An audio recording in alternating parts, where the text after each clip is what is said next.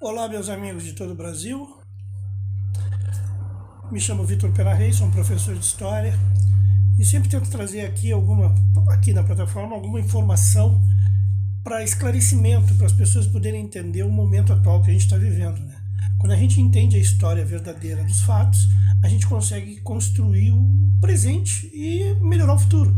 Mas tem que conhecer a história verdadeira, não a história ficcionada, a história inventada, a história criada, a história deturpada, que é o que fazem hoje os atuais governantes do Brasil e os detentores de poder, né? A história está toda distorcida. Esse prédio aqui atrás de mim chama-se Instituto Penal Cândido Mendes, tá? Aqui. Foi aqui que começou as grandes facções do Brasil. Lá nos anos 70, para você ter uma ideia, até então nós tínhamos presos comuns, ladrão de banco, assassino, os presos que eram comuns, tá? Bandidos, obviamente. Só que nos anos 70, essas cadeias abrigaram também os revolucionários de 64. Carlos Araújo, marido da Dilma, Zé Dirceu, muita gente ficou presa junto com esse pessoal que era do crime. O que eles fizeram? Eles começaram a ver que dentro de um presídio não existia nenhum tipo de organização, era cada um por si. Aí surgiu um cara chamado William Silva Lima, mais conhecido como professor. Esse cara começou a pensar o negócio. Tipo assim, ó, por que a gente não se organiza e a gente começa a criar alguma força aqui dentro? Eles criaram uma caixinha, tá? Para pagar advogados dos presos que estavam lá dentro. Essa era a primeira ideia. Mas isso foi tomando corpo, foi ficando forte.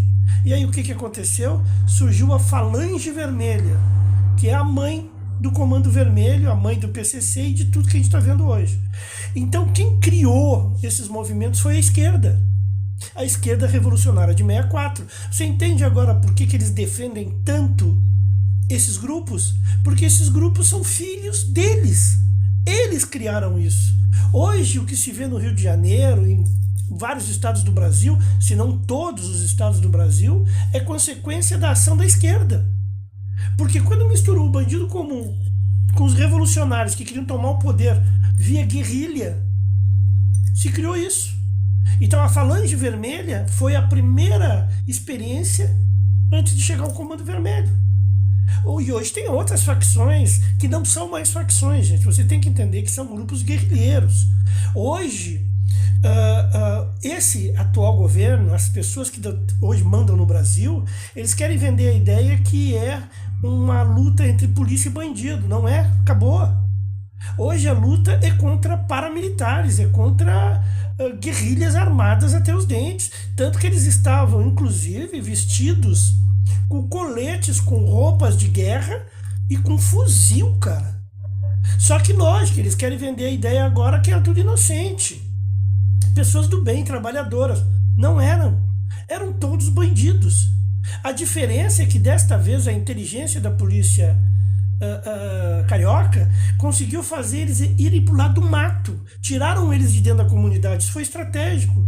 E aí mataram todos lá no alto, lá no meio do mato. Por quê? Porque foram recebidos a bala. Mas é só para deixar uma coisa clara, que o porquê, muita gente pergunta, mas por que o Lula defenderia o Comando Vermelho? Porque são vertentes da mesma água. São vertentes da mesma água. Podre, mas da mesma água. Todos eles foram criados juntos. Embora o Lula seja só oportunista, os mais perigosos são os revolucionários. Dilma Rousseff, José Dirceu, o ex-marido da Dilma Rousseff, o Marighella. Toda essa gente que você ouve eles dizendo que são heróis, essas pessoas todas colaboraram com o estado de coisas que nós chegamos hoje. Então não é de graça o que está acontecendo. Não é uma coisa assim, ó, surgiu. Não, isso vem de muito tempo. Esses caras simplesmente, eles aparelharam os bandidos comuns. Hoje, para você ter uma ideia, se você cair hoje dentro de um presídio, você é abraçado por alguma facção. E você não sai mais. Você não consegue mais cumprir pena para se ressocializar. Esqueça isso. Você sai de lá devedor desses caras. E é por isso que eles estão tão fortes, é por isso que eles estão na Faria Lima, é por isso que eles têm empresas, é por isso que hoje a droga já não é 100% do faturamento, hoje grande parte do faturamento é aluguel e pedágio que eles cobram dos comerciantes que tem num bairro. Você pega, por exemplo, uma Rocinha, que são milhares de pessoas, um monte de comércio, da internet à venda de gás, cara, tudo passa por eles. Então eles decidem quem mora lá, quem não mora. Então, é só para deixar claro aos senhores que isso não é de graça. Por isso é que hoje o governador do Rio está sendo tão massacrado por essa imprensa de latrina que nós temos e pelo sistema atual, porque ele meteu a mão direto aonde nenhum deles quer meter, porque fazem parte do mesmo time. Você entende agora por que, que o Maduro é tão amigo do Lula? Porque o Maduro também tem ligação com o narcotráfico. Já está provado isso. Então, gente, só para vocês saberem, só para relembrar, né? Instituto Penal Cândido Mendes, né? Ah, e o pessoal da facção que foram presos lá era Val Palmares e o MR8, que é exatamente o da Dilma e o da Miriam Cordeiro, e do Franklin Martins, e do Gabeira. Os que sequestraram o embaixador americano, o alemão, os que mataram o soldado Kozer, os que assaltavam o banco, os que roubaram a casa do governador de São Paulo, Ademar de Barros, né? Então, essas pessoas, cara, eles não estão brincando. Esse jogo não é por acaso. Agora, nós precisamos dizer aos mais jovens o que realmente está acontecendo.